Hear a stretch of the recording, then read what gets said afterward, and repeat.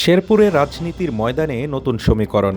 বৈষম্য বিরোধী ছাত্র আন্দোলনের জেলা পর্যায়ের নেতৃত্বে থাকা ৩ নেতা ও প্রায় ৩০০ কর্মী যোগ দিলেন বিএনপিতে। মঙ্গলবার বিকেলে শহরের নিউ মার্কেট এলাকায় জেলা বিএনপির কার্যালয়ে আয়োজিত অনুষ্ঠানে আনুষ্ঠানিকভাবে দলটিতে যোগ দেন তারা। বিএনপিতে যোগ দেওয়া নেতারা হলেন জেলা বৈষম্য বিরোধী ছাত্র আন্দোলনের প্রধান সমন্বয়ক ও মুখপাত্র ফারহান ফুয়াদ, সমন্বয়ক ও জ্যেষ্ঠ সংগঠক আরাফাত রহমান তালুকদার এবং জেলা শাখার জ্যেষ্ঠ যুগ্ম সদস্য সচিব মনিবুল ইসলাম। ফারহান ফুয়াদ বলেন, ২০২৪ সালের আন্দোলন ছিল আমাদের অধিকার আদায়ের লড়াই। আমরা একটি নতুন বাংলাদেশের স্বপ্ন দেখেছিলাম, কিন্তু সেই স্বপ্নের পূর্ণ বাস্তবায়ন সম্ভব হয়নি। আমরা বিশ্বাস করি তারেক রহমানের নেতৃত্বেই নতুন বাংলাদেশ গড়া সম্ভব।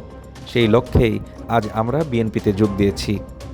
অনুষ্ঠানে নবাগত নেতাকর্মীদের ফুল দিয়ে বরণ করে নেন জেলা বিএনপির নেতারা। এ সময় উপস্থিত ছিলেন জেলা বিএনপির যুগ্ম আহ্বায়ক ও শেরপুর ১ আসনের প্রার্থী সানসিলা জেবরিন সহ জেলা, থানা ও অঙ্গ সংগঠনের নেতারা।